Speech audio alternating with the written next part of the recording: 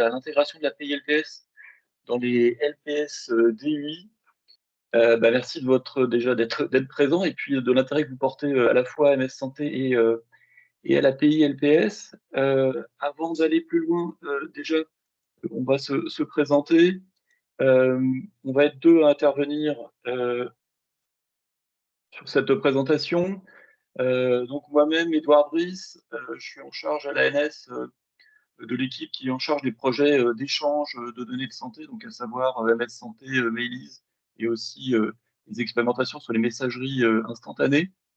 Je suis accompagné de Mike Gay, qui est responsable de l'espace de confiance MS Santé, qui présentera le webinaire avec moi. Avant de commencer, comme d'habitude, éléments de bonne pratique pour la tenue de ce webinaire. Déjà, vous avez pu voir, les webinaires est enregistré. Et évidemment, l'objectif, c'est qu'il soit disponible à tous sur isantegouv.fr ainsi que le support dans les prochains jours. Il y a les équipes de communication. Concernant la partie interactive, vous avez vu peut-être qu'en plus de l'onglet conversation habituelle, on a activé l'onglet Q&A, donc pour les questions-réponses. Donc, ce qu'on vous demande, c'est de privilégier plutôt, quand vous avez des questions, effectivement, cet onglet. Comme ça permet de mieux structurer nos réponses et d'être plus lisible. Évidemment, l'onglet conversation est quand même disponible. On a prévu des instants de questions-réponses entre chacune des grandes parties. Donc, n'hésitez pas à poser les questions pendant nos interventions. On y répondra donc soit pendant nos interventions, soit effectivement lors de ces questions-réponses. Et puis, pour préciser des questions, en tout cas, vous aurez aussi la possibilité de lever la main pour prendre la parole. Il faudra par contre qu'on vous active votre micro avant de prendre la parole. Voilà pour les bonnes pratiques. On va pouvoir rentrer dans le vif du sujet. Quelques mots d'introduction sur ce sujet de l'API LPS, puisque je pense qu'effectivement, vous n'êtes pas tous au même niveau de connaissance. Ce qu'on voulait vous rappeler, c'est qu'il y a eu un événement important récent, puisque mi-décembre, on a annoncé officiellement le lancement de l'API LPS. Alors, qu'est-ce que c'est que le lancement de l'API LPS? C'est justement le fait que, on reviendra dessus comment on a fait ça, mais en tout cas que l'ensemble des opérateurs proposent l'API LPS, en tout cas du moins tous ceux qui sont référencés Ségur. Donc ça, c'est une phase importante. On reviendra sur différentes étapes pour l'API LPS. Et on vous a mis aussi en annexe, pour ceux d'entre vous qui n'auraient pas reçu cette communication qu'on a fait par mail à l'ensemble des contacts éditeurs référencés Ségur Vague 1, on vous a mis en annexe le contenu de cette communication un peu détaillé. Les autres éléments importants à savoir, c'est que, vous le verrez, cette démarche a démarré il y a longtemps, puisqu'on a spécifié et co-construit cette interface API LPS à partir de la fin 2021.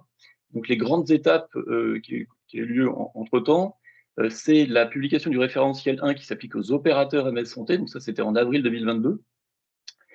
Et concernant les éditeurs de LPS DUI, on a publié le référentiel de client de messagerie en version 1.0. Alors attention, ce n'est pas la version 0.1 qui était la version applicable pour le Ségur Vague 1, c'est bien la version 1.0 qui a été publiée début janvier 2023 et qui intègre l'API LPS. Et d'ailleurs, on en profite pour vous indiquer que on a fait une version corrective mineure hier, justement pour ajouter des éléments qui n'étaient pas alignés sur la méthode d'autoconfiguration et qui étaient déjà par contre présentes dans les prémices de la vague 2 et des exigences publiées dans le prémisse de la vague 2. Dernier point qui est évidemment important à savoir, c'est que l'API LPS, on revient dessus aussi dans le détail, sera bien exigé dans la majorité des couloirs Ségur vague 2. Donc l'objectif du séminaire, évidemment, c'est de vous permettre, à vous, éditeurs, effectivement, d'intégrer l'API LPS dans vos logiciels sans nécessairement attendre le référencement Ségur vague 2, on verra pourquoi. Et enfin, un rappel, alors ça c'est un élément de détail, mais effectivement, on vous avait soumis un questionnaire lors de cette communication au mi-décembre pour essayer de recueillir de votre part des informations sur la manière dont vous avez intégré des interfaces opérateurs préalablement à l'API LPS. Jusqu'à présent, on n'avait eu que 14 réponses d'éditeurs. Donc on en profite, on a le lien là peut-être Mike pourra remettre le lien dans le chat sur ce questionnaire qui est sur la slide. pour que vous puissiez aussi y répondre. On vous a donné une deadline, je crois, mercredi prochain. Voilà pour l'introduction. Le déroulé de la présentation, 4 parties. Revenir justement sur le pourquoi de l'API LPS, rappeler les enjeux de cette API, et puis revenir un peu plus sur l'état de sa mise en œuvre, hein, qui date maintenant. L'API LPS, c'est quoi? Donc, on va revenir sur les grands principes, les principes d'architecture de l'API LPS, comment ça s'intègre avec ProSanté Connect, et puis justement la doctrine d'utilisation, ça c'est très important, suivant le type de logiciel ou les couloirs utilisés. Ensuite, une troisième partie sur les modalités d'authentification. Donc là, vous voyez bien la différence entre l'authentification par ProSanté Connect pour les boîtes aux lettres personnelles organisationnelles et l'authentification par certificat pour les valeurs applicatives. Et enfin, une partie sur l'accompagnement que réalise l'ANS, aussi bien l'outil de test dédié sur l'API LPS que les ressources et le support qu'on vous propose. Donc, première partie, pourquoi cette API LPS? Alors, là, on vous propose un schéma que vous devez peut-être connaître déjà. Le but n'est pas de le redétailler complètement, évidemment, c'est de représenter l'espace de confiance sur la partie droite, avec l'ensemble des opérateurs qui hébergent des boîtes aux lettres, et évidemment, les logiciels métiers des professionnels sur la partie gauche. Et qu'est-ce qu'on voulait rappeler ici? C'est que depuis longtemps, on a une standardisation qui fonctionne bien entre les opérateurs, c'est-à-dire que tous les échanges de messages entre opérateurs, on a une interopérabilité réelle et efficace depuis le début du système. Par contre, on n'avait pas cette interopérabilité entre les logiciels métiers et les opérateurs, parce que finalement, au cours du temps, chaque opérateur avait proposé des API propriétaires de son côté, ce qui était complexe pour les éditeurs. Donc, le constat qu'on faisait jusqu'à présent, c'est que la diversité de ces solutions d'interfaçage côté opérateur rend complexe, voire impossible, les déploiements des éditeurs, surtout en médecine de ville et en libéral, empêche de garantir un niveau de sécurité commun, fatalement, puisque ce ne sont pas les mêmes API, et aussi empêche parfois de proposer des fonctionnalités de messagerie communes, puisque certaines API ne proposent pas certaines fonctionnalités. L'objectif, évidemment, c'est le corollaire, c'est de permettre finalement aux éditeurs de s'accrocher à n'importe quel opérateur, en fonction du choix qui a été fait par le professionnel, permettre aux professionnels de changer à la fois d'opérateur concernant le même logiciel, voire même de changer de logiciel, ça vous intéresse sans doute moins, mais sans changer d'opérateur. Et puis, évidemment, ce qu'on voulait aussi, c'était ne pas perturber finalement ce qui fonctionne en termes d'intégration, et c'était plutôt des intégrations opérateurs LPS, PFI à l'hôpital. Là, quelques éléments sur finalement les 3 grandes étapes qu'on a eues pour MS Santé et qui étaient très liées avec les différentes étapes du Ségur. Ce qu'on a représenté ici concernant MS Santé, c'est que pour nous, la vague 1 Ségur a été l'occasion finalement d'imposer des exigences qui permettaient de standardiser les échanges de documents de santé entre professionnels et aussi entre professionnels et patients. Donc ça, c'était tout ce qui était le sujet de la normalisation des messages, les pièces jointes IHEXDM, le PDF, l'objet du message, ce qui est indiqué ici. Donc ça, c'était dans le référentiel 2, dont je parlais tout à l'heure, la version 0.1. Suite à ça, côté opérateur, ce coup-ci, dans la version 1, la version 1.5 du référentiel 1 opérateur, on a préparé justement ce fameux socle d'interopérabilité, c'est-à-dire qu'on a rendu l'API LPS obligatoire côté serveur grâce à une task force Ségur dédiée, la task force opérateur. Et cette task force opérateur s'est finie courant décembre, et c'est donc pour ça qu'on a pu faire ce lancement officiel de l'API LPS. Donc à aujourd'hui, on en est ici finalement à cette nouvelle étape qui est un préalable finalement à la vague 2 Ségur, où on a déjà ce référentiel 2 en version 0.1, qui va justement permettre d'utiliser l'API LPS qui est maintenant disponible côté opérateur, mais aussi d'automatiser, dans le cadre de la vague 2 Ségur, l'intégration des documents reçus dans les logiciels. Une remarque toutefois importante, parce que c'est un peu la difficulté des exigences ou des REM Ségur, c'est que effectivement nos exigences du référentiel de MS Santé sont bien reprises dans les REM Ségur. Par contre, ne sont pas reprises tous les documents, tous les éléments qui les entourent, les informations de contexte, ainsi que les exemples. Donc toujours, ce qu'on vous conseille, c'est quand vous regardez une exigence MS Santé dans un REM, de toujours aller voir le référentiel 2 qui donne beaucoup plus d'informations sur son application. Je poursuis. Un dernier élément avant de vous laisser un peu la parole, je crois. C'est pour dire qu'effectivement, le référentiel 2 donc, n'introduit pas que l'API LPS, même si c'est une grosse part du référentiel 2. Donc, ce qu'on voulait expliquer ici, c'est que vous voyez, dans le référentiel 2, on a des exigences générales qui s'appliquent à tous les éditeurs qui proposent des boîtes aux lettres personnelles, organisationnelles ou des boîtes aux lettres applicatives. Mais en plus de ça, on a aussi des exigences nouvelles qui permettent effectivement de produire plus d'indicateurs au niveau espace de confiance, quelques exigences sur mon espace santé, sur les traces, sur l'encodage. Voilà, donc il y a quelques autres nouveautés qui seront apportées aussi dans la vague 2 du Ségur. Et puis pour dire voilà, qu'après, il y a vraiment deux filières suivant vos besoins, le type de boîte aux lettres auquel vous voulez vous connecter, puisque d'un côté, on va le voir, vous allez avoir des boîtes aux lettres personnelles organisationnelles qui s'appuient sur une authentification ProSanté Connect, et puis des boîtes aux lettres applicatives qui s'appuient sur une authentification vers un certificat Orgo de CLI. Donc voilà pour la première partie, juste qui rappelait finalement pourquoi on avait fait cette API LPS. Je n'ai pas regardé, Mec, s'il y avait des questions, commentaires. Oui. Alors, avant de parler des questions, il semble qu'on ait certaines limitations au niveau de l'accès à l'onglet questions et réponses. Oui, j'ai pu répondre à certaines questions dans l'onglet, mais il y a des remarques dans le chat général, si je peux dire ça comme ça, de personnes qui n'accèdent pas. Donc, je propose que les personnes qui n'accèdent pas à l'onglet posent leurs questions dans le chat général. On essaiera d'y répondre du mieux qu'on peut. Ouais. Alors, pour l'instant, j'ai pu répondre aux questions. J'espère avoir apporté des réponses claires, en tout cas aux questions qui ont été posées dans le chat. J'ai vu une main se lever et après, main qui a été baissée. Donc, je ne sais pas si certaines personnes souhaitent prendre la parole pour poser leurs questions de vive voix. Si oui, il vous suffit juste de lever la main, de cliquer sur le bouton afin qu'on active votre micro pour la question.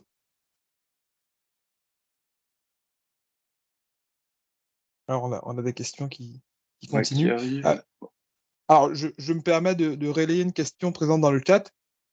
Tu l'as dit en introduction, c'est que voilà, on a publié une nouvelle version corrective du référentiel très récemment, c'est-à-dire pas plus tard qu'hier. Donc, n'hésitez pas à aller prendre connaissance de cette version. J'ai vu que vous vouliez l'URL, on va vous mettre l'URL. Alors, je viens tout juste de mettre l'URL dans le chat. Elle remplace la précédente version, mais l'évolution est très mineure. Elle porte uniquement sur l'autoconfiguration. Et en fait, elle reflète un élément qu'on vous avait partagé par mail aussi. Mais j'en reparlerai tout à l'heure. Vous allez voir, on est à peu près dans les temps. Si tu veux qu'on prenne quelques questions qui ont été structurantes pour toi, qu'on puisse prendre pour tout le monde. Je vois de. Oui. Alors, il y a une main de levée. Oui, je vais m'occuper d'activer le micro. Et monsieur Pierre, vous pouvez activer votre micro et prendre la parole, s'il vous plaît. Est-ce que vous m'entendez? Oui. Oui. Pas très bien. On vous entend, mais mal. À propos de l'obligation d'utiliser ProSanté Connect pour les boîtes personnelles, oui. Aujourd'hui, le déploiement, dans l'état actuel, on a Connect et d'autres, le déploiement de ProSanté Connect à l'hôpital et dans les établissements. Oui, alors vous allez voir. Est compliqué. On va parler. Je vous propose que. Comment on fait, voilà. Alors, je vous ai à peine entendu parce que ça coupe beaucoup quand vous parlez, mais je crois que j'ai compris la question. C'est effectivement quid de ProSanté Connect à l'hôpital. Effectivement, on a bien dit que l'API LPS est obligatoire, mais vous verrez, c'est pour ça que j'ai parlé des deux parties. Suivant les couloirs, effectivement, la totalité n'est pas obligatoire, et en particulier, effectivement, la partie BAL personnel organisationnel avec ProSanté Connect n'est pas obligatoire à l'hôpital. Mais je vais revenir dessus pour en reparler. Merci. Ok, je poursuis. Donc, deuxième partie, l'API LPS, c'est quoi finalement? Donc, un schéma aussi qu'on a déjà utilisé dans le référentiel 2, qui n'est pas nouveau, mais je recommande rapidement. Ce qu'on représente ici, donc c'est l'espace de confiance MS Santé à droite avec l'ensemble des opérateurs qui constituent cet espace de confiance. Là, on a présenté un opérateur MS Santé, qui a évidemment 2 interfaces, une existante, connue depuis longtemps, une API qui permet de communiquer avec les autres opérateurs, et celle qui nous intéresse aujourd'hui, cette nouvelle API LPS en rose ici, qui est conforme à la partie API LPS du référentiel 1 opérateur. On a représenté les deux types de boîtes aux lettres, finalement, les boîtes aux lettres personnelles organisationnelles qui demandent une authentification de personnes physiques et les boîtes aux lettres applicatives qui demandent une authentification de personnes morales. Donc finalement, on a représenté 2 filières, c'est ça qui a été co-construit avec les industriels lorsqu'on a conçu cette API LPS, c'est que l'API LPS présente finalement 2 points d'accès. Sur ces 2 points d'accès, on est resté sur des protocoles standards de messagerie, même si on a étudié d'autres solutions. Donc, on a un seul protocole, qui est un protocole, les protocoles SMTP et IMAP bien connus. Et puis, on a défini finalement deux manières d'authentifier, soit une authentification via ProSanté Connect, donc par carte CPS ou ICPS, pour les personnes physiques, et je vous le disais tout à l'heure, un certificat de personne morale, OrgoClip, pour les personnes morales, pour accéder à une boîte aux lettres applicative. Ce qui est très important, ce qu'on a indiqué ici, c'est que le référentiel 1 opérateur impose effectivement l'API LPS, puisque tous les opérateurs doivent la développer et la mettre à disposition. Par contre, ils ont la possibilité toujours, soit pour la partie transition, soit parce que effectivement c'est adapté au contexte, et en particulier à l'hôpital par exemple, de proposer une autre API qui est donc propriétaire à l'opérateur, ou du moins propriétaire au couple éditeur-opérateur. Et ça, vous verrez, c'est toujours autorisé dans les référentiels, pour peu évidemment que les principes de la PGCCI soient respectés, au même titre qu'on le respecte dans le cadre de l'API LPS. Donc je crois que j'ai dit à peu près tout ce qu'il y avait indiqué ici, et donc je poursuis. Donc là, important, donc on en est à la partie plutôt usage justement et doctrine de l'API LPS, ça va se répondre à votre question. Quelques rappels déjà. C'est irritant, hein. Pourquoi on a fait l'API LPS? C'est parce que c'était un irritant en particulier remonté par les éditeurs de LPS en exercice libéral, et en particulier médecine de ville. Parce que ça leur nécessitait de développer autant d'API MS Santé qu'il y avait d'opérateurs, à peu près, si on exagère un peu. Donc c'est évidemment pas souhaitable. Par contre, on sait qu'en structure, donc les CH par exemple, les besoins d'interopérabilité des PFI, des pays, ou plutôt PFI, avec plusieurs opérateurs sont quand même moindres qu'en libéral, et qu'en structure, vous le disiez tout à l'heure, l'usage de la CPS, et encore la ICPS, ne sont pas généralisés, et on ne peut pas compter dessus dans notre cas. Donc la position qu'on a vis-à-vis de ça, c'est la suivante. D'abord, je vous l'ai déjà dit, côté référentiel 1 opérateur, depuis la version 1.5, on impose bien à tous les opérateurs de proposer l'API LPS. Ça, c'est une chose. Et par contre, on n'impose pas de basculer tous les usages sur l'API LPS. Je veux dire, on autorise encore d'autres API. Côté éditeur, ce coup-ci, de LPS, l'implémentation de l'API LPS dépend de chaque couloir. Donc là, on a essayé de synthétiser un peu la position vague 2, même si elle n'est pas encore publiée en version finale. C'est de dire finalement que la filière boîte aux lettres avec authentification de personnes physiques via ProSanté Connect est imposée dans les couloirs médecine de ville et radiologie. Et l'authentification via des balles applicatives, enfin sur des balles applicatives, pardon, via un certificat logiciel, est imposée pour les PFI et radiologie. Voilà, j'espère que ça répond à votre question, on peut en reparler tout à l'heure.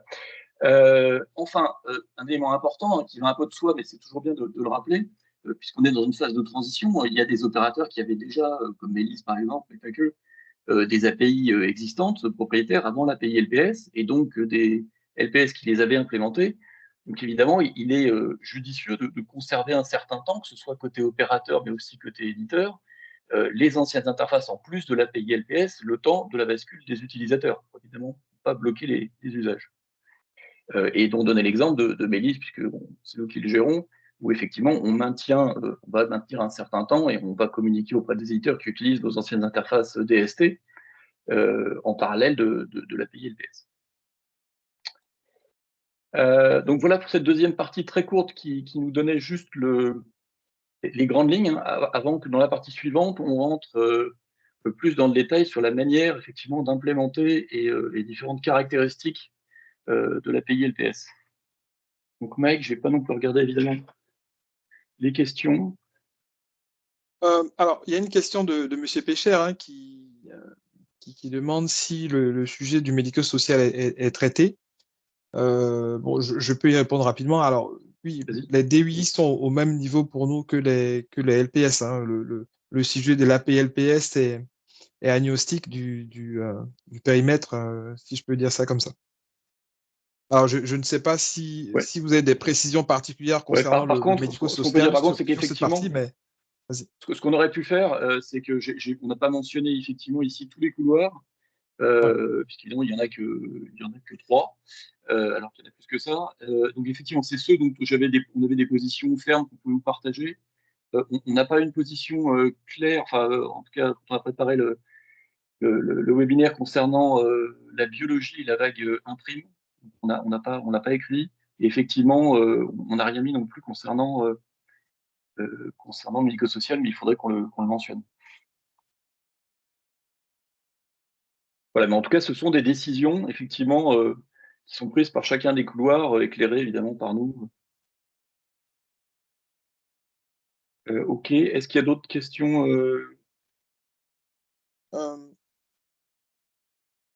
on peut prendre? Oui, alors je suis en train de les lire. Bon, je la prends telle qu'elle. Hein. Bonjour, en structure, il n'y a pas que les CH, Oui. ne pas oublier les ESMS, bon, hein, c'est le sujet, qui représentent un très grand nombre de consommateurs MSS multi-opérateurs. Tout à fait. Donc, bon, oui, c'est plus une remarque qu'une question. Oui, c'est plus une remarque qu'une question. Et une question qui nous revient très souvent, aura-t-on un moyen de tester une balle MSS citoyenne? Ah, alors oui, je peux en dire 2 mots parce qu'on n'aborde pas le sujet, on va aborder le sujet test tout à l'heure, enfin Mike surtout. Très bonne question. Pour l'instant, on n'a pas d'annonce à vous faire en prévision de la vague 2 sur les modalités d'accès à un environnement de test donc, mis à disposition par l'assurance maladie, hein, puisque c'est bien l'assurance maladie qui est opérateur de mon espace santé, en tout cas de la messagerie de mon espace santé. Donc là, notre objectif, côté régulation d'espace de gouvernance, c'est bien de faire en sorte d'aboutir à avoir un environnement à votre disposition pour que vous puissiez évidemment tester les cas de test spécifiques de mon espace santé. Voilà, mais aujourd'hui, pas encore d'éléments à vous partager.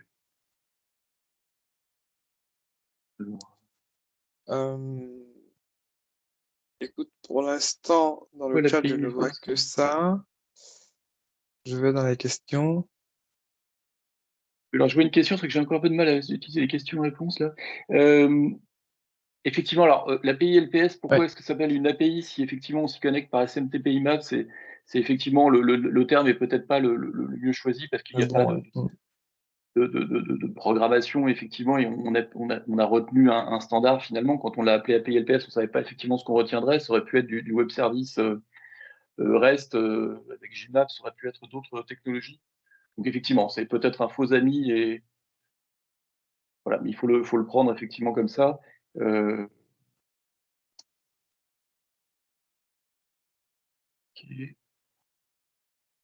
Ok. Alors, il y a une autre question sur votre code 2, mais je pense qu'on pourra y répondre lorsqu'on va aborder la partie. Tout à fait. Ok, bah à ce moment-là, je poursuis, ça nous laissera plus de temps pour échanger. Je te laisse continuer. Parfait. Alors, donc, partie 3. Donc là, le but, c'est de rentrer donc un peu plus dans le détail du fonctionnement de cette API LPS. Et que ce soit, donc, toujours pareil, hein, on va distinguer ces deux filières qui sont quand même assez différentes, même si c'est l'IMAP SMTP des deux côtés. L'accès au BAL personnel organisationnel via Pour Santé Connect ou l'accès au BAL applicatif via un certificat logiciel. Donc, on commence par une vue d'ensemble. Et finalement, quels sont l'objectif, c'est pas ici de vous expliquer, puisque vous connaissez ça avec la vague inségur et l'intégration que vous avez pu faire sans doute déjà avec le ProSanté Connect, mais c'est d'insister sur les particularités effectivement de l'usage de ProSanté Connect dans un cadre où finalement on a un opérateur MS Santé. Donc, ce qu'on a représenté ici, c'est effectivement un poste utilisateur qui utilise un LPS en SaaS ou un LPS client lourd. On a représenté, alors on vous dira pourquoi dans la slide d'après, mais un composant qu'on a appelé LPS Server, donc qui est un un composant centralisé dépendant du LPS. Donc, soit, effectivement, si c'est une application SaaS, bah, c'est le serveur qui héberge l'application en SaaS. Si, effectivement, on est dans le cadre d'un client lourd, vous verrez tout à l'heure qu'on aura besoin, effectivement, de cette brique nécessairement pour fonctionner avec Santé Connect. Et puis, on a donc nos opérateurs MS Santé qui sont dans la nomenclature ProSanté Connect indiqués comme des fournisseurs de données, non pas comme des fournisseurs de services. Et là, on a représenté effectivement que entre le LPS serveur et l'opérateur MS Santé, on a bien des échanges en IMAP SMTP. Donc, ce qu'on voulait d'abord dire, avant d'entrer plus en détail, c'est que finalement, le fournisseur de service ici, hein, qui est le LPS serveur, ainsi que le fournisseur de données, l'opérateur, donc ça, c'est assez classique, mais c'est un rappel, dans les exigences ProSanté Connect, doivent conserver le client ID et le secret au niveau d'un serveur. Donc ça, c'est l'exigence 22 de ProSanté Connect, et doivent proposer un point de contact unique à ProSanté Connect. Donc c'est ça qui, finalement, justifie l'existence de ce LPS serveur lorsqu'on a un client lourd, puisqu'on ne pourrait pas avoir un contact direct entre chaque LPS client lourd et ProSanté Connect. Et donc, c'est ce qui est dit ici. Donc ça, c'était le premier point, puis on rappelait évidemment le référentiel ProSanté Connect. Donc ça, c'était le premier élément. Si maintenant, on va plus dans le cas, donc ça aussi, c'est un schéma que, pour ceux qui connaissent le référentiel 2, hein, qui vient dans le référentiel 2, on va commencer par la cinématique d'authentification pour les LPS en SaaS, qui est plus simple que celle en client lourd, mais on va regarder juste après la deuxième. La cinématique d'authentification donc d'un LPS qu'on appelle client ici, avec la partie serveur du LPS, ProSanté Connect qui est ici, et l'opérateur, un opérateur en tout cas qui est ici. Donc, la partie authentification, finalement, ProSanté Connect, elle est très classique, hein. C'est bien le LPS serveur qui, effectivement, via le endpoint authentification, contacte ProSanté Connect. L'authentification qui se fait par flux de redirection, par exemple. Et puis, in fine, l'essentiel, c'est de tenir effectivement l'ID token, le refresh token et l'access token côté LPS. La particularité avec les opérateurs MS Santé, c'est que il faut transmettre l'access token pour réaliser l'authentification à l'opérateur à travers donc l'API LPS qu'on a représenté ici. Donc c'est vraiment ça l'élément important. Après, effectivement, à partir de cet access token, l'opérateur va s'adresser lui aussi donc à ProSanté Connect pour récupérer en particulier l'IDNAT dont il a besoin pour réaliser l'authentification sur la boîte aux lettres de l'utilisateur. Qu'est-ce qu'on rappelait en plus ici, mais ce n'est pas une nouveauté, c'est qu'effectivement la démarche de raccordement à ProSanté Connect, mais elle est sans doute déjà faite, le LPS serveur, elle est à la charge effectivement de l'éditeur. Et puis ce point-ci, j'en ai déjà parlé. Voilà. Donc ça, c'est la particularité de l'usage effectivement de ProSanté Connect avec MS Santé. Si on regarde la partie client lourd, donc c'est évidemment un peu différent. Ici, on a un LPS client lourd et ce LPS serveur intermédiaire. Ce qui différencie, c'est qu'effectivement, il y a finalement via un protocole propriétaire à la main du LPS une demande de connexion qui s'applique ici. Après, la cinématique est la même d'authentification ProSanté Connect et la récupération des différents ID. La différence, c'est que il faut que le LPS transmette l'access token ici en étape 5 au LPS client lourd, parce que la différence, évidemment, par rapport à l'autre, c'est que la sollicitation de l'opérateur va se faire directement depuis le LPS client lourd. C'est lui qui va faire ses requêtes IMAP, SMTP vers l'opérateur, et c'est lui qui va transmettre l'access token, et non pas le LPS serveur intermédiaire. Encore une fois, une différence. Donc, ce qu'on voulait dire sur cette étape 5 en particulier, hein, vous verrez dans le référentiel 2 MS Santé, il y a deux exigences qu'on a rappelées ici, qui, pour des raisons de sécurité, l'access token donc, ne doit pas être stocké de façon permanente sur le LPS client lourd pour des questions de sécurité, et il doit être donc stocké de façon temporaire pour une durée correspondant à la durée de vie du jeton. Voilà, et évidemment, ce moyen de stockage doit être sécurisé au bon niveau. Donc ça, c'est aussi la particularité si effectivement vous êtes dans une architecture plutôt client lourd. Donc, pour aller un peu plus loin sur justement la méthode qui a été retenue pour transmettre cet access token à l'opérateur via IMAP SMTP, on utilise un mécanisme SASL d'authentification OAuth 2 avec l'implémentation XOAuth 2. Donc, il y a évidemment bien plus de détails dans le référentiel 2.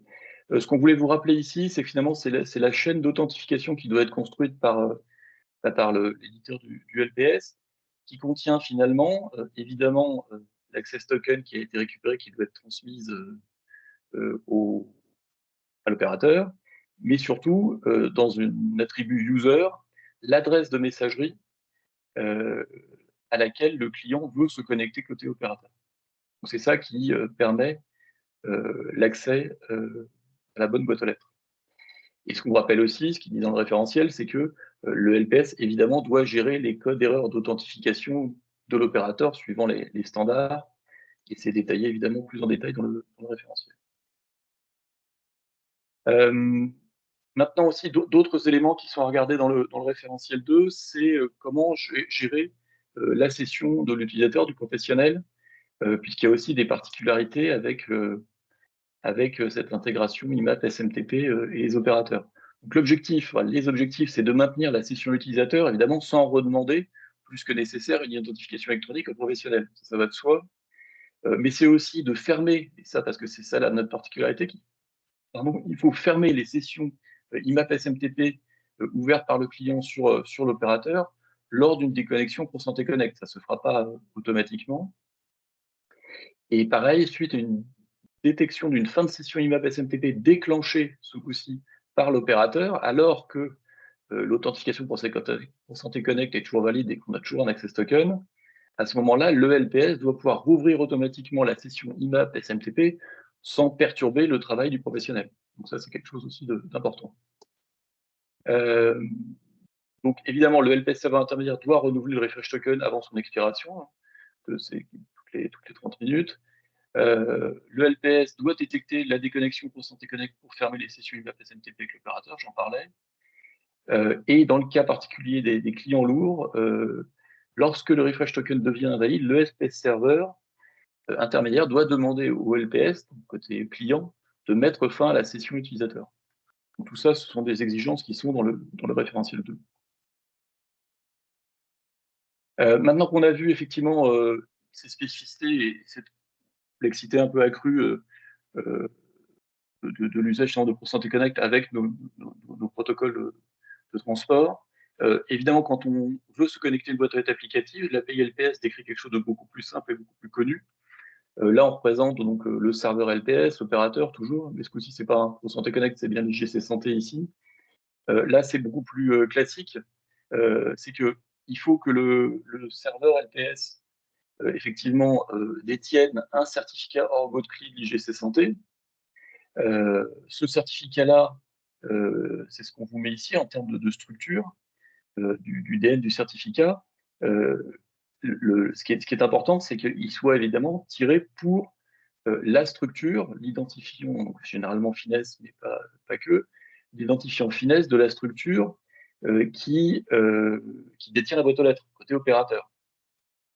Donc, une fois que ce certificat est connu, il faut monter une session TLS avec Start TLS en fournissant le certificat Argo de CLI, et il faut indiquer l'adresse mail finalement à laquelle on veut se connecter dans le login de la méthode d'authentification plain sur l'API LPS. Et évidemment, mais ça c'est les mécanismes TLS habituels, évidemment, il faut que chaque partie effectivement vérifie le certificat serveur présenté par l'opérateur ou le certificat client présenté par le serveur LPS. Donc là, on est dans un monde beaucoup plus connu et simple. Hop, je poursuis. Je crois que c'est la dernière slide de cette partie. Quelques éléments justement sur la méthode d'auto-configuration dont on parlait tout à l'heure, qui a été mise à jour, on va dire, dans la dernière version du référentiel 2 publié hier. et qui était évidemment déjà implémenté par les opérateurs, qui est déjà implémenté par les opérateurs, mais qui n'était pas retranscrite dans le référentiel. Donc là, l'idée, c'est évidemment, hein, comme toute méthode d'autoconfiguration, on en avait, nous, par exemple, dans notre API propriétaire du DST côté Mailise, c'est de simplifier la configuration des boîtes aux lettres dans les LPS en exposant les FQDN et les ports des interfaces IMAP SMTP des opérateurs. Évite de transmettre des informations par ailleurs. Et justement, ce mécanisme qui est nouveau ici, et qui est standardisé entre tous les opérateurs, c'est de se baser sur la déclaration DNS, des noms de domaine, des adresses MS Santé. Donc en fait, ce qu'on a demandé à chacun des opérateurs, c'est ce que vous voyez ici, c'est de déclarer pour chacun de leurs noms de domaine qu'ils exposent, un FQDN d'accès en SMTP à l'interface des balles personnelles et organisationnelles. La même chose pour les balles applicatives avec Gorgotli. Et évidemment, la même chose aussi pour les interfaces IMAP. Donc ça fait 4 entrées. Et l'objectif, finalement, c'est que le client de messagerie LPS interroge le DNS sur le domaine qui va bien, qui est indiqué dans l'adresse mail, récupérer les deux attributs, donc submission TCP et IMAP TCP. En submission TCP, on a la partie SMTP. Dans IMAP TCP, évidemment, on a la partie IMAP. Et qu'est-ce qu'on a fait? C'est qu'on a standardisé le fait qu'on puisse distinguer les interfaces, donc personnelles, organisationnelles ou applicatives, en fonction de la priorité. C'est ici 10 ou 20 qui est indiqué en retour dans l'attribut. Voilà, donc ça c'est un mécanisme un peu nouveau et qui a été implémenté par les opérateurs et testé avec les opérateurs. J'en ai fini pour cette partie un peu technique. J'imagine qu'il y a sans doute des questions. Oui, je vais lire une question de Madame Bignon qui concerne des parties que tu as abordées. Alors, la question, c'est contrairement aux API PSC connectés, exemple Oui. DMP TLSI, vous ne recommandez pas de faire les appels du serveur MSS, au serveur MSS, devrais-je dire, depuis le LPS serveur intermédiaire. Je reprends le schéma. Ouais, on a un schéma dessus. Oui. Alors, je sais plus. Alors, attends, je vais prendre la question aussi parce que je l'ai entendue, mais elle est dans le question-réponse? Elle est dans la question classique.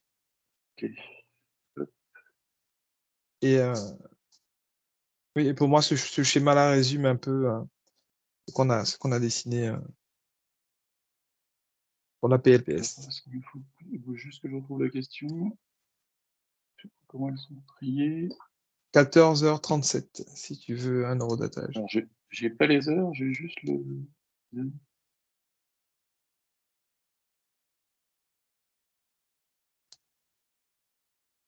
Bon, je ne les retrouve pas moi, de mon côté, c'est bizarre. J'ai très peu de questions dans le question-réponse.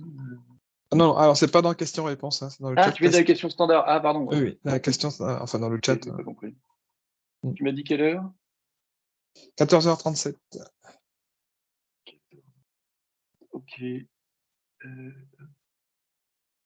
Voilà.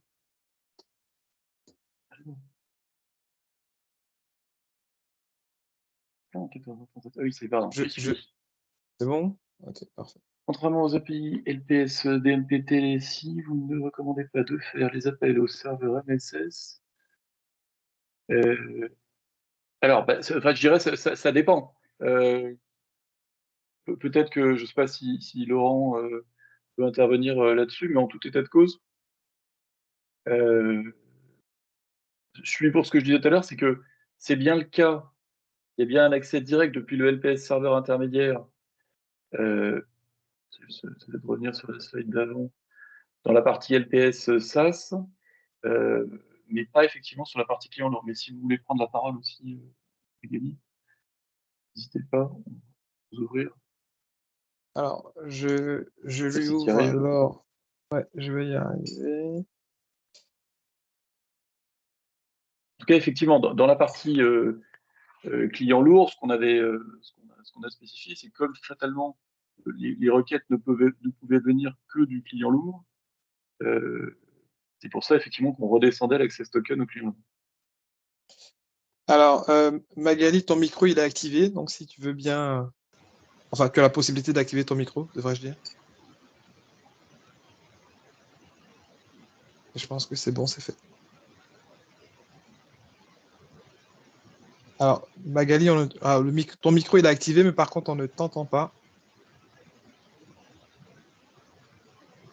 Bon, je pense que elle doit avoir un problème avec son micro. Bon, sinon, on pourra essayer d'échanger par... Oui, bon, on pourra toujours essayer de manière asynchrone. Ok, est-ce que tu voyais autre chose mentionner? Alors, oui, je suis en train de lire, il y a une question qui arrive. Oui, alors ça, c'est une précision, je pense, importante. Il y a une question qui vient d'arriver concernant le serveur intermédiaire. Je te laisse la Alors, lire attends, si tu tout à la souhaites. fin, toujours dans la 14h, conversation. oui, 14h43. Il y a Laurent qui a répondu dessus.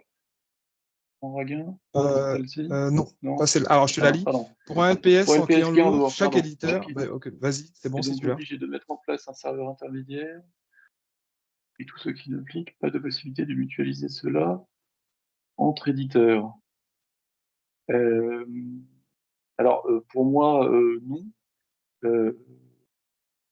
Pour moi, non, puisque, mais peut-être que Laurent peut possible, mais pour moi, effectivement, puisque le secret et l'ID pour Santé Connect sont distincts pour identifier l'éditeur, en tout cas, ou la solution de l'éditeur, je me paraît difficile de mutualiser le... Alors, bonjour. Oui, je pense que c'est possible. Alors, il faut voir les travaux qui ont été effectués là, dans le cadre du CISIS, où on parle de proxy, effectivement, la possibilité de mutualiser des proxys. Et mutualiser entre éditeurs? Tout à fait, avec des éditeurs qui se raccordent à un proxy offert par l'un d'entre eux Ah, ou par un un autre tiers. éditeur. Par un tiers. Oui, d'accord. Ok, j'avais pas saisi le... Ok. Donc, en tout cas, nous on va se redocumenter là-dessus, effectivement, sur ces solutions de proxy intermédiaire. D'accord. Et Alors, il y a un monsieur, c'est Real Vision, je crois, qui dit être intéressé d'avoir des renseignements sur les proxys existants. Alors, j'imagine que ça doit être sur le oui, les sujet de la proxys pour Santé mutualisation. Connect. Oui. Hmm. Alors, oui, Ouais, j'imagine. oui, oui, il faut effectivement qu'on se rapproche des équipes pour Santé Connect et CAD Interop pour voir les nouveautés, effectivement, de ce point de vue-là, parce que c'est vrai que quand on a spécifié l'API LPS, hein, on l'a spécifié, je dirais, avant les travaux sur les API pour Santé Connectée, il y a peut-être effectivement quelques rapprochements à faire. C'est bien noté. Oui, je ne sais pas si vous m'entendez.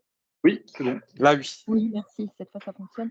Oui, en fait, c'était exactement l'objet de ma question, D'accord. le rapprochement avec ces notions de proxy et voir si effectivement la MSS pouvait aussi faire Profiter l'objet de d'un ça. proxy API. D'accord. Je lui dis, voilà, on va creuser, puis quitte à faire effectivement une adaptation du référentiel, si effectivement ça nécessite. Merci bien. Ok.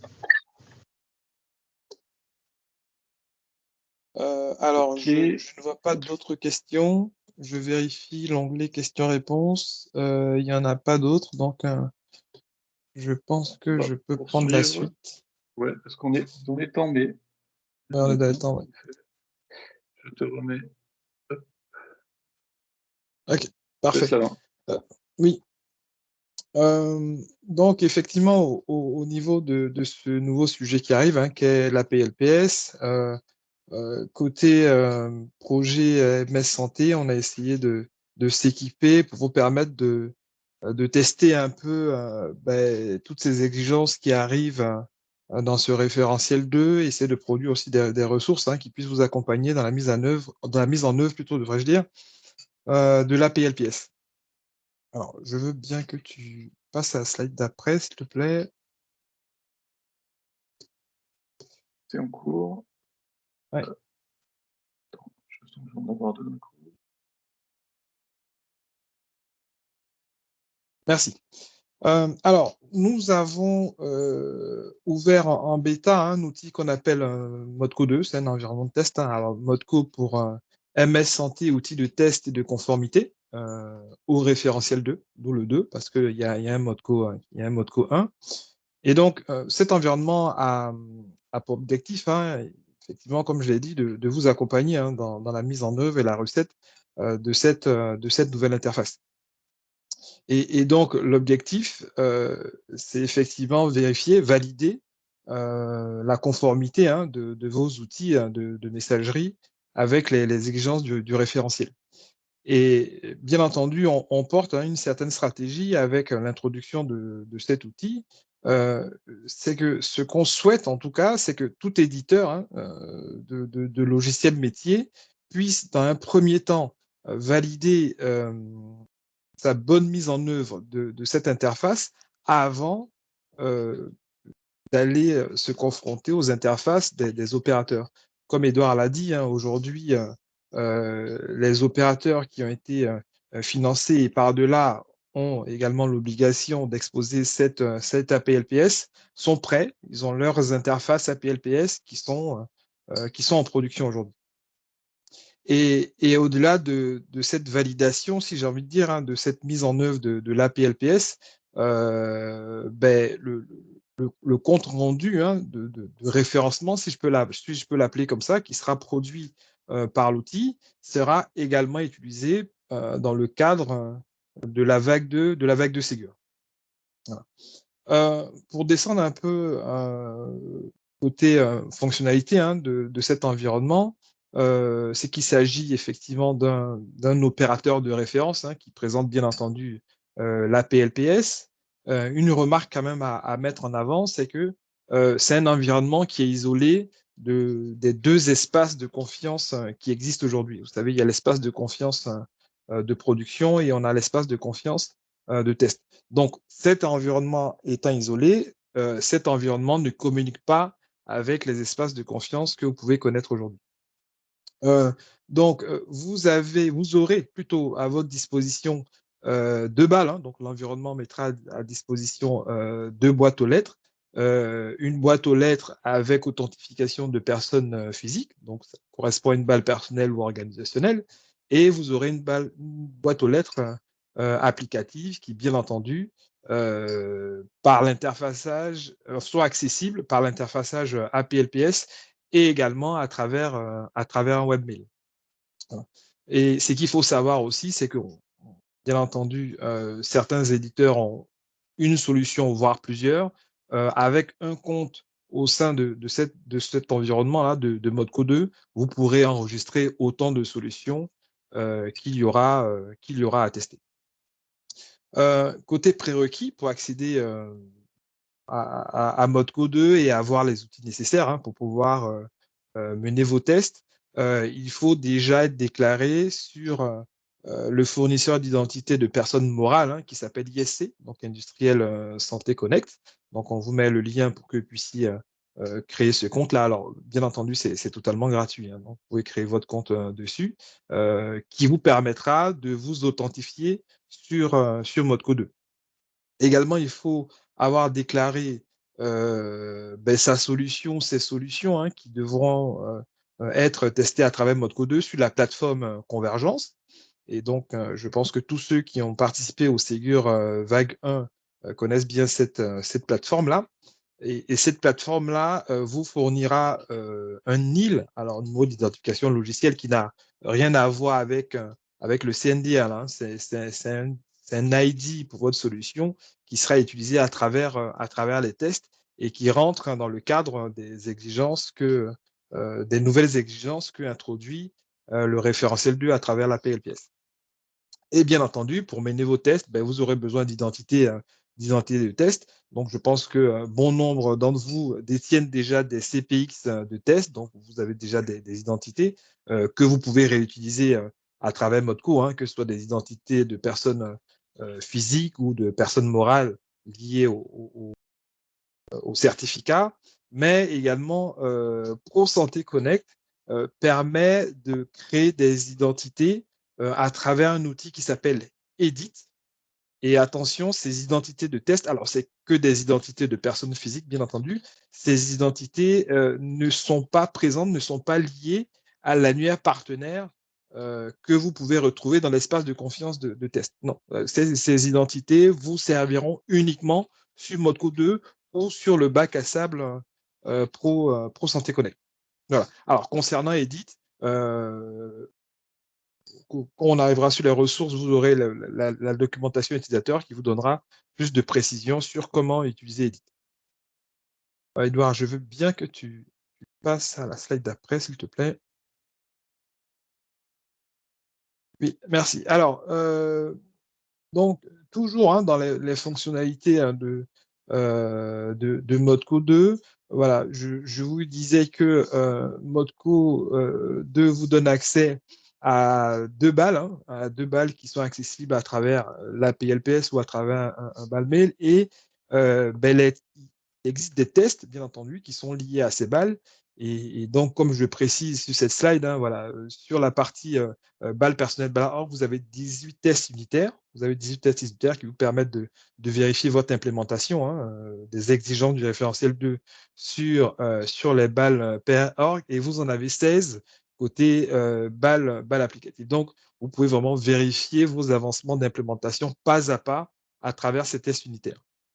Et donc, une fois tous les tests unitaires réussis, j'ai envie de dire, vous avez ce qu'on appelle les cas de test de référencement qui vous permettent, en un seul job, de lancer tous les cas de test unitaires afin de valider votre implémentation sur les 2 axes, c'est-à-dire la balle personnelle, les balles personnelles org ou les balles applicatives.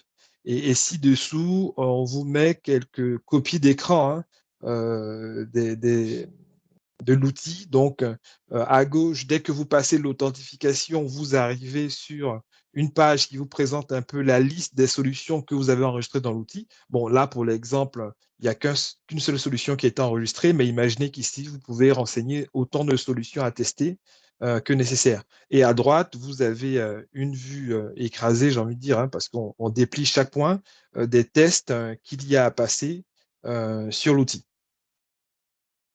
Je veux bien que tu passes à l'écran d'après, s'il te plaît. Oui.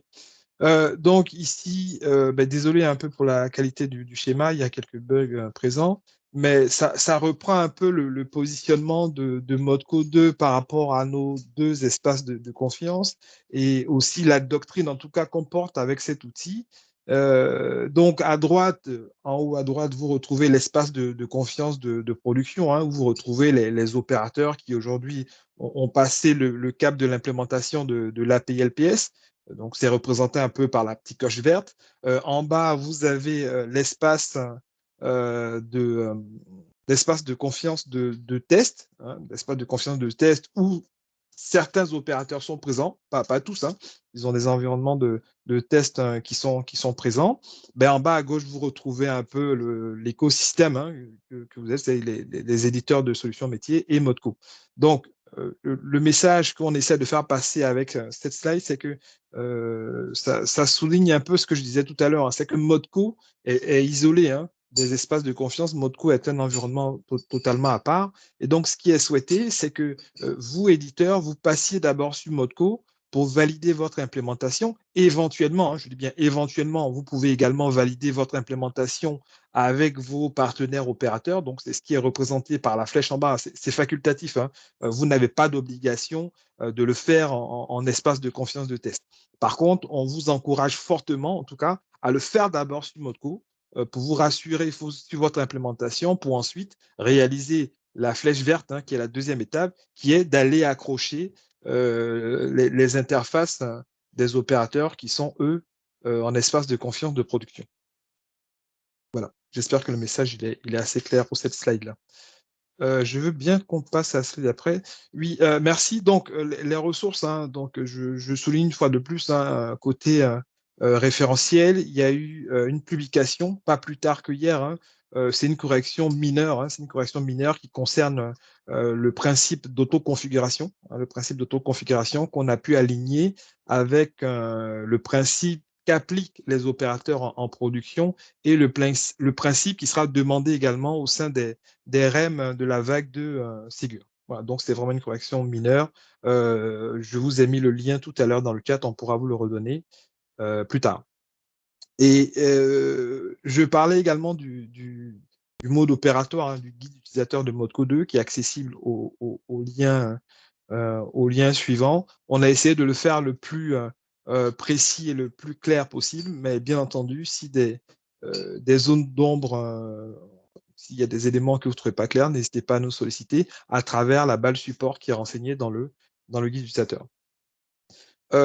Donc, côté support, en tout cas, pour vous accompagner sur l'utilisation de cet outil, j'ai pu le dire au début, hein, à date, Modco 2, c'est une version bêta. Donc, on a eu, dans un premier temps, une phase pilote hein, pour les premiers coups de tournevis, mais nous avons encore besoin de maturer, en tout cas, le logiciel, et on souhaite que voilà, vous soyez nombreux à faire les premiers tests et à nous remonter les éventuels écarts hein, qui existent dessus pour qu'on puisse les corriger et qu'on puisse le plus rapidement possible passer en version finale, si je peux dire ça comme ça. Donc, on vous communique ici la boîte aux lettres, hein, la balle support pour toutes les anomalies, tous les bugs que vous rencontrerez sur l'outil. N'hésitez pas, lorsque vous adressez cette balle pour des sujets Modco 2, à préfixer l'objet de votre mail avec le mot-clé Modco 2. Voilà, ça nous permettra de rapidement prendre en charge ces tickets-là. Idem hein, pour des sujets autour de l'API LPS, ben, vous pouvez adresser la même balle en préfixant votre objet avec le mot-clé API LPS. Pour rappel, on vous a également mis ici le support, hein, les points d'entrée pour le support, l'accompagnement sur ProSanté Connect. Donc, vous avez déjà le lien qui mène vers la page officielle, si je peux dire ça comme ça, du service PSC.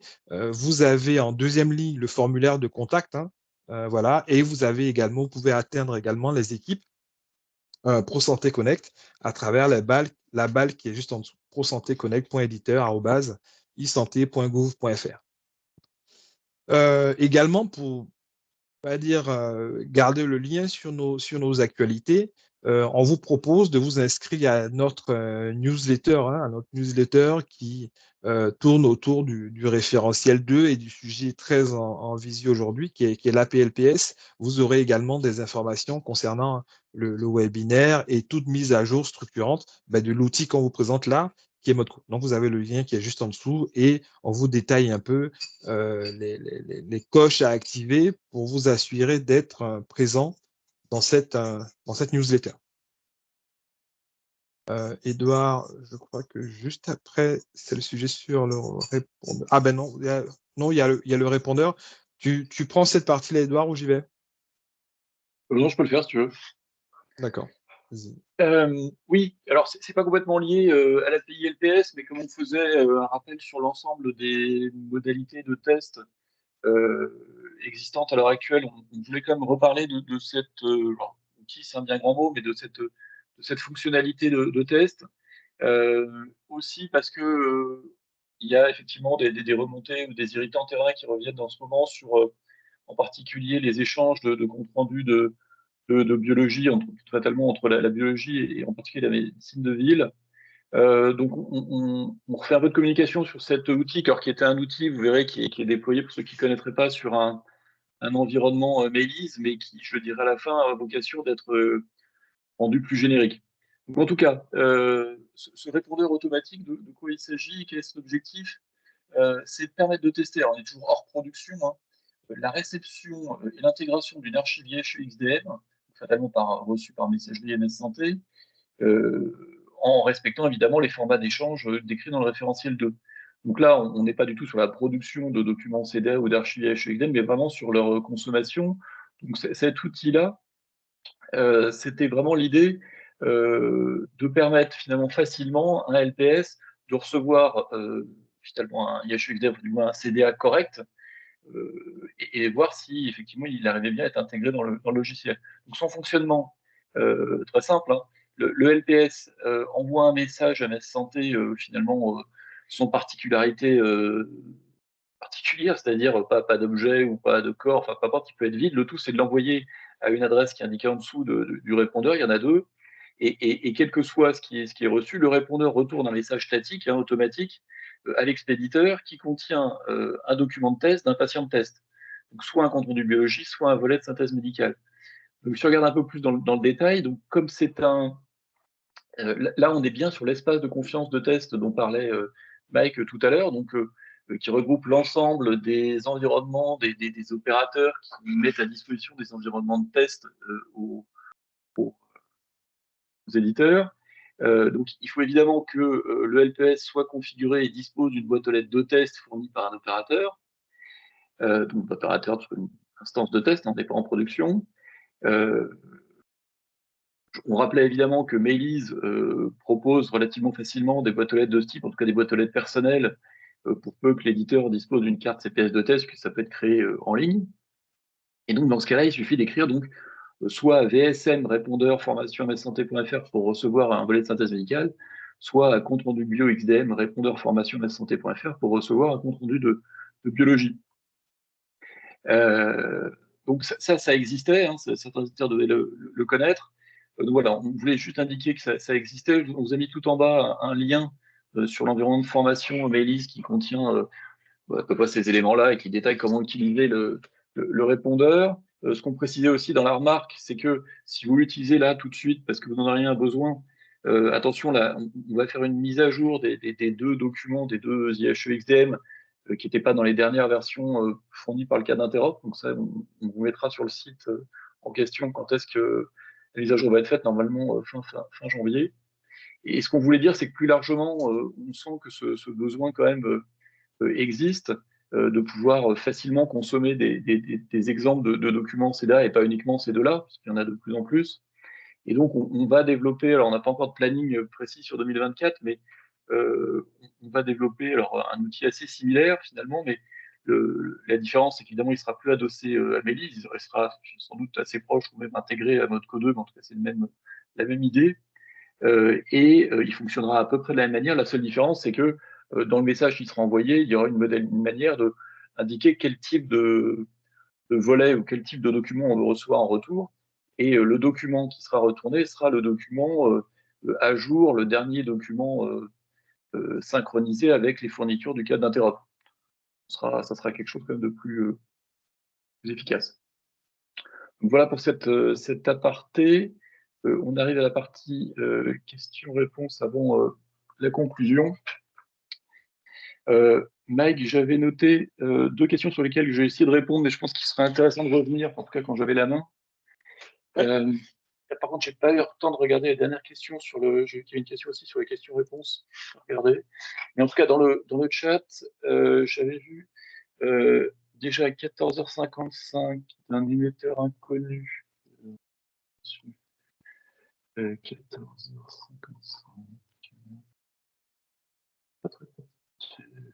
Je pense que je l'ai. Le fait que Modco 2 ne soit pas inclus dans l'espace de confiance MSS ne permet pas de tester les scénarios qui seront rencontrés sur le terrain. Envoi MSS via l'API LPS d'un opérateur X et réception mail via l'API LPS d'un destinataire Y. Donc là, l'idée, je pense que vous aviez en tête, c'est effectivement, parce qu'on aura besoin de faire ce genre de choses. Chose classique, oui. Voilà, d'effectivement mixer à la fois éditeurs et opérateurs divers pour reproduire peut-être des cas terrains. Ça, c'est quelque chose, effectivement, je pense qu'aujourd'hui, on n'a pas à communiquer la liste véritablement des opérateurs qui sont dans l'espace de plan de test, même si évidemment la liste blanche de test, elle est publique, donc l'un dans l'autre, on voit bien quels sont les éditeurs dedans, mais on ne connaît pas la finalité de chacun des environnements, à savoir s'ils sont utilisables par les éditeurs. Et ça revient aussi un peu à la question tout à l'heure la question concernant l'espace de test de mon espace santé. Donc ça c'est quelque chose, effectivement, vous avez raison, qu'on n'a pas encore complètement. On a en tout cas l'espace de test, il existe. Il faudra effectivement qu'on puisse communiquer avec le concours des opérateurs, finalement, les environnements sur lesquels les éditeurs pourront se connecter pour faire ce type de test. Donc ça, c'est un besoin, mais il n'est pas encore complètement adressé, on va dire. J'avais une deuxième question qui était juste après, de Monsieur Touré, je crois, oui. Bonjour, la liste des comptes ModCo2, sur la liste des comptes ModCo2, il semble que l'on ne puisse pas créer plusieurs comptes avec un même NIL. Est-ce une restriction volontaire? Oui, On est- j'ai apporté Ah, une t'as répondu? réponse. Ah oui, j'ai pas vu. Oui, effectivement, c'est une restriction volontaire, hein, parce que comme on a pu vous préciser, l'outil, en tout cas la restitution de cet outil sera utilisée pour le référencement vague de Ségur. Donc, de ce fait, il faut avoir un NIL, donc il faut passer sur la plateforme Convergence, hein, comme j'ai dit, il faut déclarer chaque solution qui devrait être testée dans ModCo2 sur la plateforme Convergence. Sachant que, alors pour l'instant, ce n'est pas le cas, mais en cible, les NIL que vous renseignerez seront testés avec ceux récupérés de la plateforme Convergence. Donc attention, pour l'instant, on est en phase bêta, voilà, on n'est pas encore en phase finale, vous pouvez renseigner un NIL de votre choix, mais au final, ceux-ci seront vérifiés avec ce qui aura été déclaré sur la plateforme Convergence. Excusez-moi, on est obligé, oui, on est obligé d'avoir un NIL, donc ça n'a pas de problématique par solution. Là, le blocage, c'était plus d'avoir des différents comptes testeurs, utilisateurs, on va dire, au niveau de ModCo2. Alors, j'ai pas dû être précis. Alors, non, un seul profil utilisateur, si je peux dire ça comme ça. Un profil utilisateur pourra avoir autant de solutions qu'il souhaitera tester. Mais c'est pas la question. J'ai compris la question. J'ai peut-être pas bien compris la question. La difficulté, effectivement, qui existe, hein, qui est qu'à l'heure actuelle, effectivement, il n'y a qu'un seul compte utilisateur permettant de se connecter à ModCo2 qui a bien accès à plusieurs profils LPS, si on peut dire. Et on n'a qu'un seul compte et on n'a pas, je crois, plusieurs comptes qui peuvent se connecter à un même profil éditeur sur ModCo2. D'accord, oui, non. Alors, merci pour la précision. Non. C'est un profil qui aura accès. Voilà, on peut pas avoir plusieurs utilisateurs physiques, j'ai envie de dire, qui peuvent accéder aujourd'hui, non. Ouais, mais ce que j'entends, c'est que ça peut être un problème pour les éditeurs, puisqu'évidemment, il y a plusieurs, j'imagine, acteurs qui peuvent être amenés à faire ces tests. C'est ça que vous vouliez dire, Magali? Tout à fait. D'accord. Oui, c'est ça. Alors, c'est un point qu'on a, Edouard. C'est un point qu'on a sur notre tablette, mais pour l'instant, on l'a pas adressé. Et c'est quelque chose qu'on adressera sûrement lorsqu'on va passer déjà cette phase bêta. Là. Et donc, on note cet élément. Okay. C'est déjà présent. Merci. Je voyais qu'il y avait une main levée. Oui. Alors, je vous donne la parole. Alors, c'est Monsieur Badreddine. J'active le micro de Monsieur Badreddine. Alors, vous avez la possibilité d'activer votre micro, Monsieur Badreddine. Il a baissé sa main, je crois. Non, c'est bon. Merci. En fait, j'ai posé la question 2 fois. Je ne sais pas si j'ai pas vu la réponse, je ne l'ai pas entendue, vous ne l'avez pas vue. Je la repose. Allez-y. En fait, là, on a deux sujets. Nous, en tant qu'éditeur, on a le fait de raccrocher la MSS LPS pour le DUI. Mais il y a une autre, c'est de préparer la vague 2. Et là, vous dites que le LPS doit respecter le référentiel 2, mais ce n'est pas un prérequis à pouvoir envoyer un mail aujourd'hui, parce qu'en fait, vous avez pas la possibilité de le vérifier. Comment vous allez le vérifier? Alors, j'ai essayé de répondre, mais je n'avais pas compris votre question. Mais, je dis juste, je pose une question autrement. Supposons que je ne gère pas les messages. Je fais tout, je peux envoyer, mais je ne gère pas les messages à l'utilisateur. Comment vous allez le voir aujourd'hui? Attendez, quand vous dites vous ne gérez pas les messages utilisateurs, je reçois le message de l'émetteur. Le message d'erreur. Le message d'erreur, je le reçois de l'opérateur et je ne le gère pas pour l'afficher à l'utilisateur. Quel impact? Disons que ça, c'est la difficulté, effectivement, des exigences. C'est qu'il y a des exigences qui sont testables de manière automatique et des exigences qui ne sont pas nécessairement testables et qui sont plutôt des engagements de la part des éditeurs. Donc, c'est des exigences qui font que, effectivement, toute exigence, là, je ne sais pas répondre sur celle-ci en particulier, savoir ce qu'on a pu mettre dans le. Je vous disais qu'on est capable de faire certains contrôles avec l'outil ModCo2 qui sont vérifiés dans le cadre du Ségur. Toutes les exigences ne font pas l'objet d'un contrôle parce que ça serait trop complexe parfois et parfois c'est carrément pas faisable. Donc effectivement, mais c'est aussi, je vous dis, le principe du référentiel MS Santé qui existait aussi avant côté opérateur, c'est que si vous regarderez le référentiel opérateur, les opérateurs s'engagent à respecter certaines exigences, même s'il n'y a pas de cas de test technique. Mais aujourd'hui, je peux raccrocher Alors, n'importe quel je veux bien opérateur. apporter une Allez-y. précision, hein. Juste à la réponse d'Edouard. Oui. Alors, déjà, je souligne bien ce qu'Edouard a dit. Nous, dans le cadre de notre Code 2 ou de certains de nos contrôles, on ne pourra pas tout contrôler, mais il faut savoir que dans le cadre du Ségur, hein, voilà, une démarche qui a commencé il n'y a pas très longtemps, il y a des audits qui sont effectués post-référencement, post-déploiement, pour aller vérifier carrément sur le terrain si les outils respectent bien ce pourquoi ils se sont engagés. Donc, effectivement, nous, à notre niveau, techniquement, on ne pourra peut-être pas vérifier en masse, mais sachez qu'il y a des équipes qui sont dédiées pour les audits et les contrôles après post-financement. Voilà. Vous vouliez apporter une précision?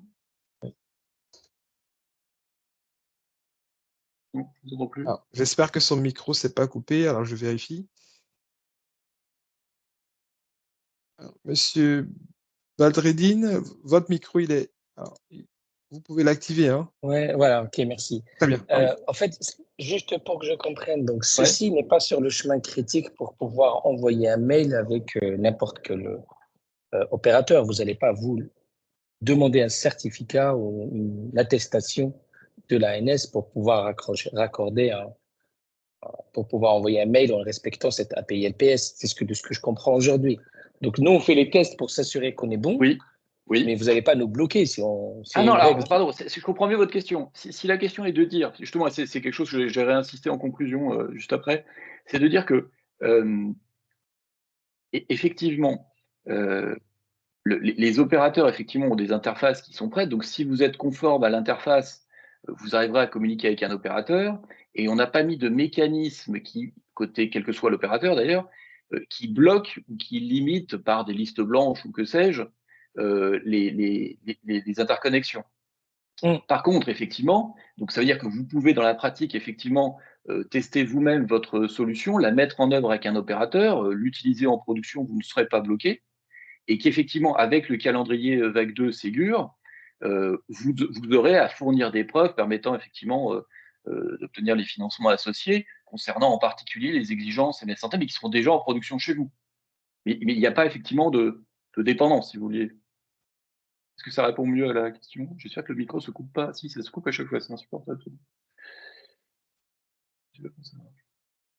C'est clair, merci. Je ne sais pas, okay. Chaque fois, je n'arrive pas à l'activer. D'accord. Merci, c'est très clair en fait. Comme il y avait une ambiguïté, vous insistiez sur le respect de. Non, le respect, il est effectivement le respect parce que le référentiel le demande. Mais effectivement, il n'y a pas de contrôle à ce stade. Par contre, ça sera contrôlé lors de la vague 2 et, comme le dit Mike aussi, potentiellement lors d'audits. Voilà, mais voilà, c'est tout à fait ça. Mais ce n'est pas des contrôles techniques. Ok, je voulais revenir sur une question.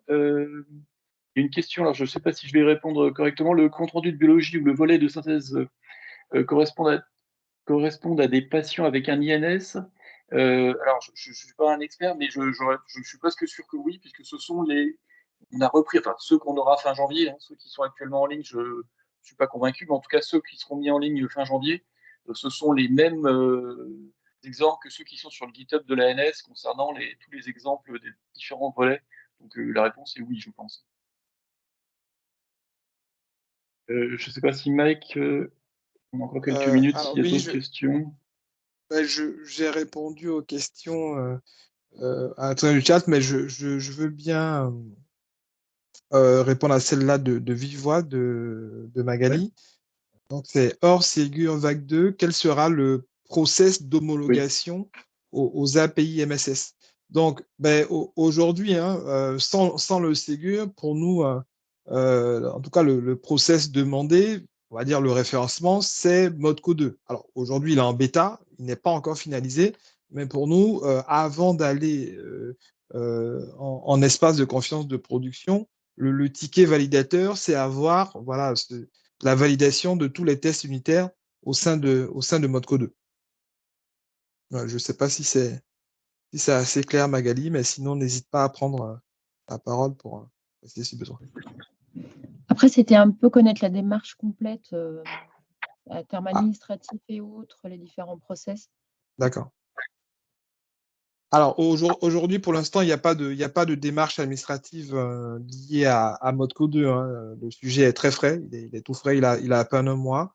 On n'est pas encore sur cette partie-là. Donc forcément, dès que ça sera un peu plus construit, on pourra sortir du bois. Il y a une réflexion effectivement plus large côté MS Santé, parce nous, on a des référentiels, on n'est pas les seuls, mais relativement anciens, en tout cas sur le référentiel 1, un peu moins sur le référentiel 2. Et on a une grosse différence entre nos deux référentiels, c'est que le référentiel 1, il est véritablement opposable, alors pas par les textes, mais en tout cas opposable puisqu'on a un contrat avec chacun des opérateurs, ce qui n'est pas le cas du référentiel 2. Et on voit bien que on a un référentiel 2 qui indique une démarche commune, je dirais, à tous les éditeurs, mais c'est finalement, à l'heure actuelle, le Ségur qui dit pour chaque couloir véritablement les exigences à respecter ou pas. Donc voilà, on a un travail de fond, avant d'en venir à la procédure, puisqu'on ne l'a pas pour l'instant, hein, clairement, un travail de fond de se dire finalement comment devrait être gérée l'opposabilité du référentiel 2 à terme, quand on n'aura plus le Ségur. Et ça, on n'a pas encore la réponse. Mais il faut qu'on va y travailler. Pour l'instant, en tout cas, juste pour aussi répondre à une autre question qui était indiquée, je disais tout à l'heure, il n'y a pas de blocage effectivement pour les éditeurs, mais c'est bien l'objectif d'avoir mis un outil de test tel que Modco 2 à disposition pour justement faire mieux, je ne l'ai pas dit précédemment, mais mieux que les précédentes tentatives avec les anciennes API des opérateurs, faire en sorte que les éditeurs disposent bien d'un outil à leur main qui à la fois leur permette de faire des tests, je dirais, de recettes, mais qui aussi est un socle minimal de cas de test validés par nous, enfin par nous, en tout cas par l'outil et donc par nous, pour justement garantir, essayer en tout cas de garantir qu'il y ait un socle de qualité commune dans cette relation avec les opérateurs qui acceptent d'ouvrir leurs API sans qu'elles soient verrouillées, je dirais, par des listes blanches, comme je le disais tout à l'heure. Ok.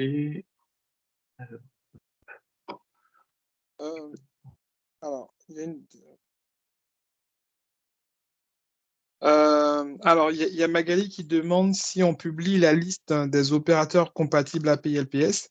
Ben, cette liste est déjà disponible sur le site e-santé.gouv et le lien il est présent dans la. On va peut-être le remettre. On va le remettre dans le chat. Oui, on va le remettre. Ouais, je remets la slide parce qu'effectivement c'est passé vite. Je veux bien. Début. Je crois que c'est celle-ci. C'est le lien qui est là. Je sais pas si tu peux le récupérer, Mike, pour le mettre dans le. Oui, je vais le faire. Dans le chat. Je suis en train de chercher. Pendant que je vais peut-être enchaîner sur la conclusion parce que le temps tourne. Et si on veut encore échanger un tout petit peu derrière, je reviens sur la conclusion. Ok. Donc l'idée de cette conclusion, c'est déjà surtout de faire une synthèse évidemment de ce qu'on s'est dit pour en ressortir les éléments prégnants et puis de voir un peu les prochaines étapes concernant l'API LPS. Alors, en termes de synthèse, évidemment c'est de la redite, hein, mais en tout cas ce qu'on voulait dire c'est que cette API LPS, finalement, si on l'a produite, qui était comme un cheminement très long, puisque finalement ça a démarré en fin 2021, si on l'a produite, c'était pour répondre en particulier à des irritants remontés par les éditeurs de la médecine de ville, pour justement avoir une véritable interopérabilité et faciliter les déploiements, lorsqu'effectivement ces éditeurs ont en face d'eux des opérateurs différents. Le deuxième point important, c'est que pourquoi on fait ce lancement entre guillemets de l'API LPS, là on l'a fait en décembre, c'est parce que il fallait effectivement s'assurer que l'ensemble des opérateurs, via la task force Ségur, et je ne sais plus si on l'a dit tout à l'heure, mais vers cette task force Ségur, cette task force opérateur du Ségur, s'assurer que les opérateurs sont conformes à l'API LPS, et on a quand même été, outre de vérifier effectivement sur les environnements de test que les interfaces étaient correctes avec notre outil Modco 1, dont on n'a pas parlé aujourd'hui, mais en plus, on a aussi demandé des preuves de bon fonctionnement de l'API LPS en production. On a essayé d'aller le plus loin possible de ce qu'on pouvait faire pour garantir, même si on aura sans doute quelques surprises, effectivement le bon fonctionnement de ces API LPS et que les éditeurs puissent s'y connecter dès à présent. Et le troisième point, c'est aussi ce lancement. Pourquoi ? Parce qu'il fallait que l'ensemble des ressources soient disponibles pour les éditeurs. Oui, on a publié le référentiel 2 finalement il y a 1 an maintenant avec l'API LPS qui était à disposition des éditeurs, mais on n'avait pas l'outil de test qu'on voulait absolument mettre à disposition en complément, donc cet outil Modco 2 qui maintenant est disponible. Comme l'a dit Mike, on a pendant quelques mois fait avant cette phase bêta une phase alpha de test avec quelques éditeurs effectivement qui ont bien voulu jouer le jeu pour s'assurer qu'il était fonctionnel. Pourquoi on est resté en bêta? C'est parce que on n'a pas pu, avec ces éditeurs-là, finalement, avoir suffisamment d'éditeurs qui avaient pu faire jouer les cas de test, hein, parce que les boîtes aux lettres, elles fonctionnent, hein, et elles répondent à l'API LPS, mais jouer l'intégralité des cas de test pour être sûr que nos cas de test, et c'est la difficulté pour nous, nos cas de test sont conformes à la plupart des implémentations des éditeurs. Et c'est ça qui est difficile dans ce nouveau type d'outil, puisque nous, qu'est-ce qu'on fait? On analyse des traces qui sont retournées par les éditeurs ou qui sont produites côté serveur de notre côté. Et ces traces-là, suivant les implémentations diverses de chacun, elles peuvent changer. Donc voilà, donc on a sans doute dans cette phase bêta, vous allez sans doute avoir des faux positifs, des cas de tests qui seront pas passants, alors que finalement, pour vous, ils seront intégralement passants. Voilà, donc c'est pour ça qu'on vous dit qu'on a besoin de vos retours. Et donc, ce qu'on voulait insister effectivement là-dessus, c'est que ce qu'on incite, en tout cas les éditeurs, à intégrer l'API LPS finalement, sans attendre nécessairement le lancement de l'APEC 2 Ségur, de préparer ces développements parce que ça répond à un irritant ancien et que de toute manière, ça sera demandé dans le cadre du référencement APEC 2. Concernant les prochaines étapes, alors concernant l'outil de test Modco 2, on disait tout à l'heure, on est à l'écoute de vos retours, hein, justement pour s'assurer que cette partie cas de test est bien fonctionnelle pour l'intégralité des éditeurs. Ouais, c'est ce que je disais. Donc voilà, donc ça, on est disponible. Mike a parlé des points d'entrée du support. On est aussi disponible via ces points d'entrée du support pour répondre à des questions concernant justement des questions de compréhension sur l'intégration de l'API LPS. Vous avez fait part en particulier tout à l'heure concernant ces proxys ProSanté Connect. Donc on va se renseigner et compléter les éléments qu'on met à disposition probablement. Et puis on s'est dit, en prenant exemple sur ce que fait justement le projet ProSanté Connect, en fonction des questions que vous allez nous pousser, plutôt que de faire des FAQ, enfin on en fera sans doute, mais de peut-être faire des instances périodiques, alors je sais pas si c'est toutes les 2 semaines ou autres, justement assez ouvertes avec les éditeurs pour que vous puissiez pendant 1 heure venir poser vos questions et que ça soit moins fermé et moins problématique que d'attendre des réponses via un support technique. Enfin, évidemment, on sait que quelques éditeurs, il y a eu des questions dans ce sens-là dans le chat, sont en production avec l'API LPS. Alors, ils sont encore très peu nombreux. Hein. Ça a été le cas sur Mélis en particulier. Mais fatalement, nous, on sera vigilants, effectivement, et à l'écoute surtout des problématiques d'accrochage que vous auriez en production avec certains éditeurs référencés Ségur qui, a priori, devraient bien proposer des interfaces ouvertes, disponibles, fonctionnelles. Voilà, donc ça, n'hésitez pas non plus à revenir vers nous. Et puis, en perspective, évidemment, il y aura le lancement d'APEC 2 dans lequel Modco 2, on l'a dit, hein, sera utilisé partiellement, en tout cas sur les sous-ensembles des exigences MS Santé, pour aussi essayer de simplifier, lorsque c'est possible, les fournitures pour des exigences techniques, puisqu'on a vu qu'en vague 1, c'était loin d'être simple pour les éditeurs. Donc, je pense qu'on en a parlé, mais l'idée étant là que finalement, vous jouiez, je dirais, l'ensemble des exigences et que vous ayez à nous fournir pour l'attestation de fonctionnement de ces exigences, finalement, qu'un ID de cas de test dans Modco 2 que nous, on ira vérifier, ce qui devrait quand même un peu faciliter les procédures de référencement. On va prendre quelques questions juste après, puisqu'il nous reste très peu de temps. Mais en tout cas, juste avant que vous partiez, je ne sais pas, Mike, si tu peux mettre en ligne, vous l'avez peut-être déjà fait, le lien vers le sondage qui permet de remplir le questionnaire de cette section du webinaire. Je vous remercie de prendre quelques minutes pour le remplir. Je donne la parole à Dominique Pierre.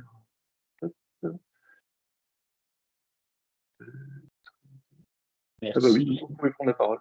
Oui, merci. Il me semble avoir vu dans le chat une question Oui. et pas avoir entendu la réponse. D'accord. question me paraît importante sur clarifier sur les évolutions de Mélyse. Qu'est-ce qui va offrir des choses en plus ou en moins? Enfin, oui, tout à fait. Alors, il y a eu une réponse, mais effectivement, on peut détailler un peu.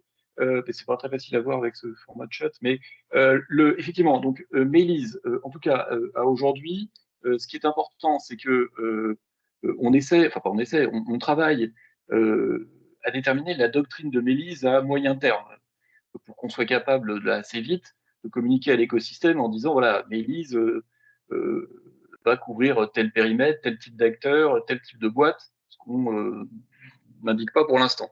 Donc ça, on y travaille activement.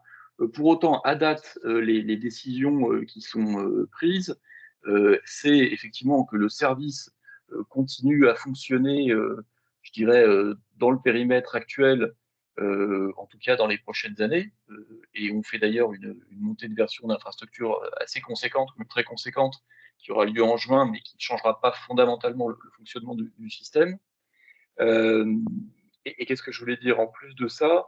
C'est que donc, d'un point de vue, je dirais, fonctionnel, la seule évolution qui est actée aujourd'hui, qui est relativement mineure, c'est que comme tout opérateur, on va devoir se mettre en conformité avec le référentiel 1.6 MS Santé, là, qui va arriver en version publique, là, qui a été concerté, et qui introduit la délégation des boîtes aux lettres personnelles. Donc, comme tout opérateur, on se mettra en conformité d'ici probablement la fin de l'année 2024.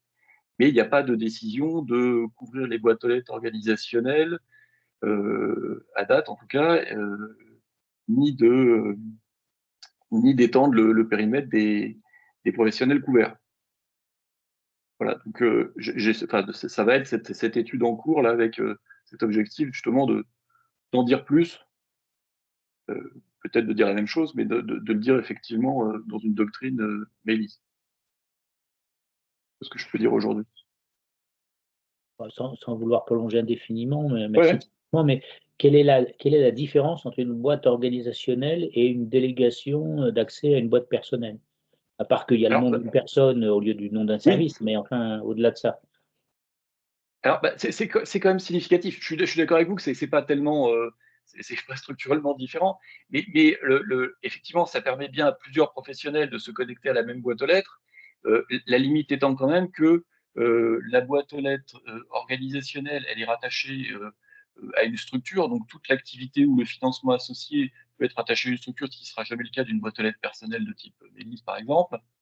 Et puis, en termes d'usage, c'est pas aussi facile d'utilisation d'écrire à une personne physique qui pourra changer que d'écrire à une entité d'une structure, quoi.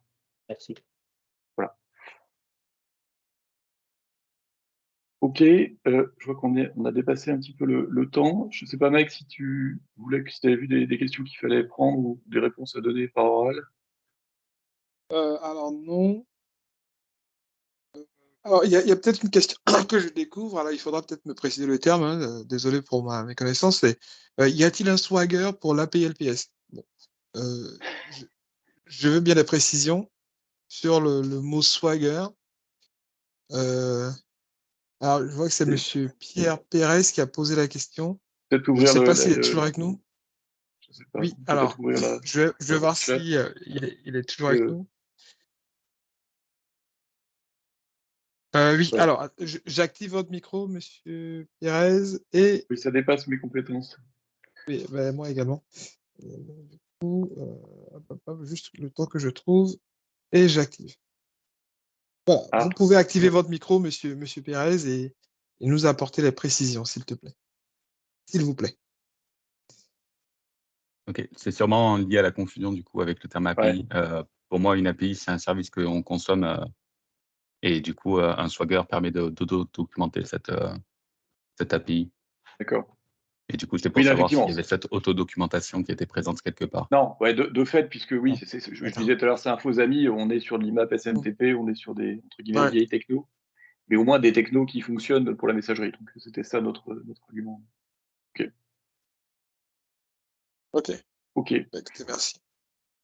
Bon, parfait. On est bon côté questions et c'est bon. Voilà, donc comme je disais, on va d'ici quelques jours effectivement partager cette présentation ainsi que l'enregistrement. Et il nous reste à vous remercier tous de votre participation, de vos questions. Et très, très intéressant pour nous d'échanger avec vous. Merci à Merci. tous. N'hésitez pas à vous inscrire à la newsletter MS Santé. Merci. Merci.